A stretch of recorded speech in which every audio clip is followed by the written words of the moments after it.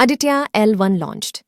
इसरो ने रचा नया इतिहास। अब सूर्य की ओर आदित्य की 125 दिन की यात्रा शुरू। आदित्य L1 मिशन की सफल लॉन्चिंग हो गई है। इसरो के सबसे भरोसेमंद रॉकेट PSLV XL आदित्य को उसके तय ऑर्बिट में छोड़ने निकल गया है। लॉन्च के करीब 1 घंटे बाद आदित्य L1 अपनी तय कक्षा में पहुंचेगा। इसके बाद वह 16 दिन धरती के चारों तरफ 5 चक्कर लगाएगा। फिर सही गति मिलते ही सीधे L1 की तरफ निकल जाएगा। इसरो अपने पहले सूर्य mission PSLV C57 Aditya L1 mission को सफलतापूर्वक लॉन्च कर चुका है। लॉन्चिंग श्रीहरिकोटा के सतीश धवन स्पेस सेंटर के दूसरे लॉन्च पैड से 2 सितंबर 2023 को 11:50 बजे की गई। यह लॉन्चिंग PSLV XL रॉकेट से की गई है। इस रॉकेट की यह 25वीं उड़ान थी। सबसे पहले जानिए इस रॉकेट के बारे में।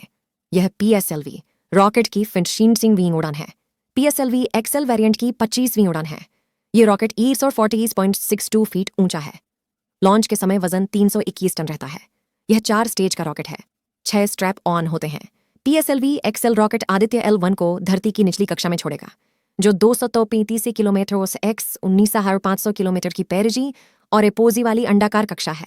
आदित्य L1 का वजन 1480.7 किलोग्राम है। लॉन्च के करीब 63 मिनट बाद रॉकेट से आदित्य L1 स्पेसक्राफ्ट अलग हो जाएगा। रॉकेट वैसे तो आदित्य को 25 मिनट में ही आदित्य को तय कक्षा में पहुंचा देगा। यह इस रॉकेट की सबसे लंबी उड़ानों में से एक है, यानी सबसे ज्यादा समय की। इससे पहले इतनी लंबी यात्रा साल 2021 में ब्राजील के अमेजोनिया समेत 18 सैटेलाइट की उड़ान थी। उसमें 1 घंटा 55 मिनट लगा था।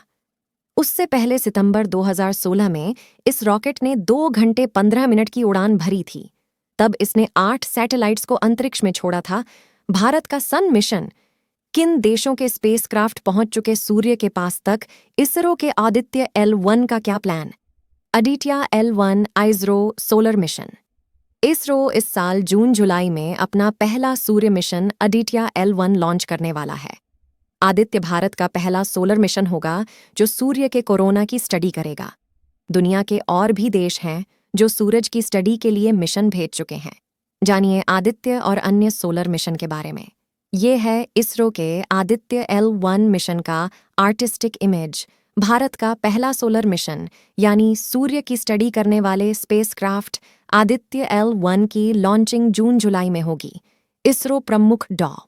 सोमनाथ ने यह घोषणा हाल ही में तब की जब इसरो को इस मिशन से संबंधित महत्वपूर्ण payload visible line emission coronagraph मिला। इस पेलोड को इंडियन इंस्टीट्यूट ऑफ एस्ट्रोफिजिक्स ने बनाया है। सूर्ययान का सबसे जरूरी और प्राइमरी पेलोड है। भारतीय सूर्ययान यानी आदित्य L1 में 7 पेलोड्स हैं, जिनमें से 6 पेलोड्स इसरो और अन्य संस्थानों ने बनाया है। आदित्य L1 स्पेसक्राफ्ट को धरती और सूरज के बीच L1 ऑन ऑर्बिट में रखा जाएगा, यानी सूरज और धरती के सिस्टम के बीच मौजूद पहला लैरेंजियन पॉइंट। यहीं पर आदित्य L1 को तैनात किया जाएगा। भारत पहली बार सूर्य की स्टडी करने के लिए कोई सूर्ययान भेज रहा है। लैरेंजियन पॉइंट असल में अंतरिक्ष का पार्किंग स्पेस है, जहां पर कई उपग्रह तैनात किए गए हैं, यानी भारत का सूर्ययान धरती से करीब 15 लाख किलोमीटर दूर स्थित इस पॉइंट पर तैनात किया जाएगा। इस जगह से वह सूरज का अध्ययन करेगा। वह सूरज के करीब नहीं जाएगा। VELC का आइडिया और उसे बनाने में 15 साल लगे हैं, क्योंकि यह एक बेहद जटिल पेलोड है। इसरो के सूर्ययान यानी आदित्य L1 के पास सूरज की स्टडी करने के लिए 7 पेलोड्स हैं। 7 पेलोड्स में पापा भी शामिल हैं। 7 पेलोड्स मिलकर सूरज की क्या स्टडी करेंगे? किस तरह से सूरज के राज खोलेंगे? क्या सूरज की गर्मी से जलकर खत्म हो जाएंगे? आइए जानते हैं कि क्या होगा सूर्ययान का। सूरज के सामने VLC यानी विजिबल लाइन एमिशन कोरोनाग्राफ। इसे इंडियन इंस्टीट्यूट ऑफ एस्ट्रोफिजिक्स ने बनाया है।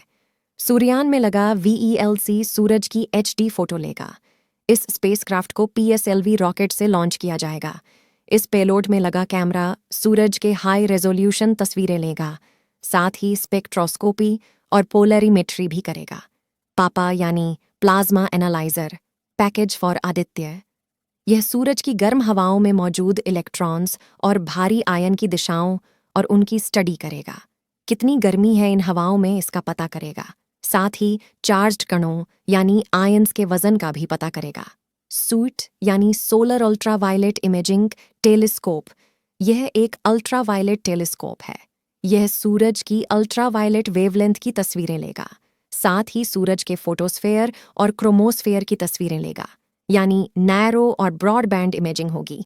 सोलेक्स यानी solar low energy X-ray spectrometer, सूरज से निकलने वाले एक्सरे और उसमें आने वाले बदलावों की स्टडी करेगा, साथ ही सूरज से निकलने वाली सौर लहरों का भी अध्ययन करेगा।